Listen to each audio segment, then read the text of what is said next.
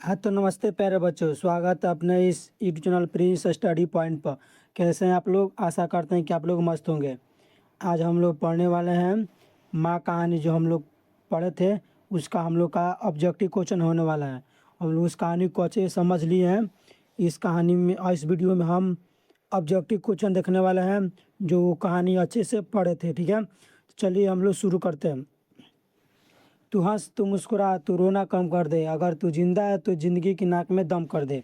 तो चलिए हम लोग शुरू करते हैं बिना टाइम वेस्ट किए। हम लोग का पहला क्वेश्चन है, कौन सा महीना माँ के लिए आराध्य बन गया था? कौन सा महीना माँ के लिए आराध्य बन गया था? तो इसका आंसर हो जाएगा ऑप्शन नंबर डी, कौन? अगहन का महीना। अगहन के महीना माँ के लिए आराध्य देव बन गया था। हम आपको अच्छे से समझाए हैं, वह वीडियो को अच्छे से आप लोग देख लीजिएगा। देखने के बाद आपको समझ में आ जाएगा सब क्वेश्चन। चलिए हम लोग इसके आगे चलते हैं। अगला हम लोग का है, मंगू की प्राकृतिक मौत को माँ क्या मानती थी? मंगू की प्राकृतिक मौत को माँ क्या मानती थी? तो वह मानती थी छुटकारा। वह चाहती थी कि मंगू प्रकृति द्वारा मर जाए, तो क्या मानती थी? उसे छुटकारा मानती थी। चलिए अब इसके आगे हम लोग देखते हैं। इसका अगला क्वेश्चन है, काला पानी किसका लोकप्रिय उपन्यास है? काला पानी किस लेखक का लोकप्रिय उपन्यास है? तो किसका है? तो कहेगा ईश्वर पेटेलकर। किसका है? तो कहेगा ईश्वर पेटेलकर का है। ठीक है, चलिए हम लोग इसके आगे देखते हैं। वीडियो अच्छा लगे तो चैनल को सब्सक्राइब कीजिए, दोस्तों में शेयर कीजिए। चलिए हम लोग इसके आगे चलते हैं। अगला है हम लोग का, अंदर किसी को देखने का नियम नहीं है, यह किसने कहा? अंदर किसी को देखने का नियम नहीं है, ऐसा किसने कहा? तो मैट्रन जो साहब थे ना, वही कहते हैं कि अंदर किसी को देखने का नियम नहीं है। ठीक है, चलिए हम लोग इसके आगे चलते हैं। अगला हम लोग का क्वेश्चन है, मांगू को भर्ती करने के लिए मां ने किसे पत्र लिखकर बुलाया था? मंगू को भर्ती करने के लिए, मंगू को माँ अस्पताल में भर्ती करने के लिए किसे पत्र लिखकर बुलाया था?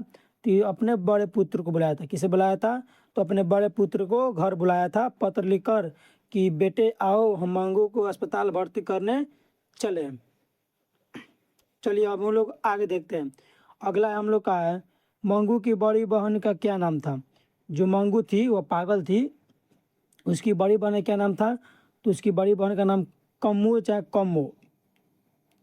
देखिए कम्मू दिया रहा तो कम मरिएगा, या दिया रहा कम्मो तो कम्मो भी मार सकते हैं। ठीक है, अगर सबसे ज़्यादा पूछा जाता है कम्मू नाम से। ठीक है, हम आपको कम्मू नाम से बताए हैं, तो कम्मू नाम से ज़्यादा क्वेश्चन पूछता है।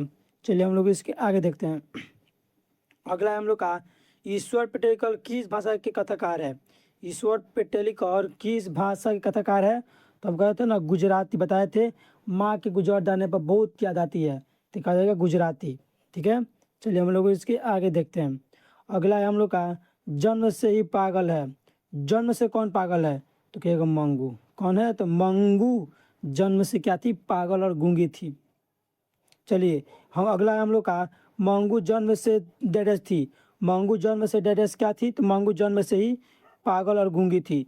पागल और गूंगी दोनों दिया रहा है, तो पहले पागल को मारिएगा। ठीक है, कहा कि पहले पागल थी तब गूंगी हो गई। ठीक है, जन्म से ही थी तो पागल रहेगा, तो पागल को मारिएगा। ठीक है, और दोनों दिया रहा है, मैंने पागल और गूंगी ऑप्शन लिख दिया है, दोनों ए बी दोनों, तो आप लोग दोनों को मार सकते हैं। ठीक है, या पागल और गूंगी अलग अलग दिया रहा है, तब पागल को मारिएगा। ठीक है, चलिए हम लोग इसके आगे देखते हैं। अगला है हम लोग का, मंगू के अलावा उसकी माँ को कितने संतानें थी? मंगू के अलावा यानी मंगू को छोड़कर कितने थे? तो तीन थी। मंगू को छोड़ कितने थे? तो तीन थे। चलिए हम लोग इसके आगे देखते हैं। अगला हम लोग का, माँ कहानी किस भाषा, किस लेखक द्वारा रचित है? माँ जो कहानी है वह किस लेखक द्वारा रचित है? वह किस लेखक ने लिखा है? तो कौन लिखे हैं? तो ईश्वर पेटेलकर। कौन लिखे हैं?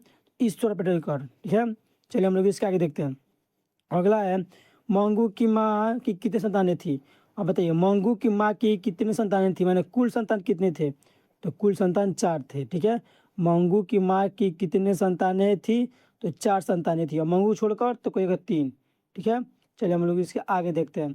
अगला है हम लोग का, मंगू की माँ अस्पताल के लिए किसकी उपमा देती थी? मंगू की माँ अस्पताल को किसकी उपमा देती थी?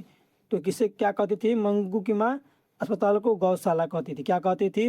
अस्पताल को गौशाला कहती थी। जहाँ गायों को रखा जाता है उसे गौशाला कहते हैं। वो अस्पताल को अभी गौशाला समझती थी। चलिए हम लोग इसके आगे देखते हैं। अगला है हम लोग का ईश्वर पेटिकल कहाँ के लोकप्रिय कथाकार है। ईश्वर पेटिकल कहाँ के लोकप्रिय कथाकार है, तो कहिएगा गुजरात के हैं। कहाँ के हैं, तो गुजरात के लोकप्रिय कथाकार हैं।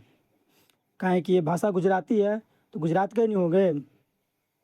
चलिए हम लोग इसका आगे देखते हैं। अगला है हम लोग का मंगू कब से पागल है। मंगू जो थी वह कब से पागल थी, 5 वर्ष से, 3 वर्ष से, 2 वर्ष से, या जन्म से। तो कब से थी, तो जन्म से मंगू क्या थी, पागल थी। मंगू कब से पागल है, तो कहेगा जन्म से पागल है। चलिए हम लोग इसके आगे देखते हैं। अगला है हम लोग का पागलों के अस्पताल में उपद्रवी मरीजों को कैसे रखा जाता था।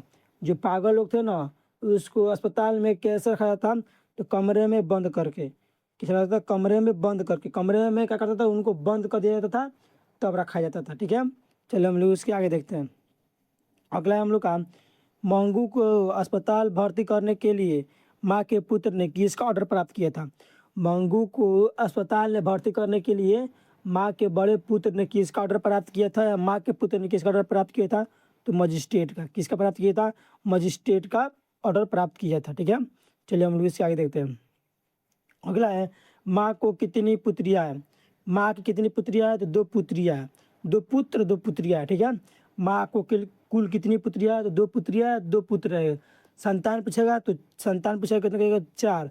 अब मंगू को छोड़कर तो कहिएगा 3। कितने हैं, तो 3। ठीक है, चलिए हम लोग इसके आगे देखते हैं।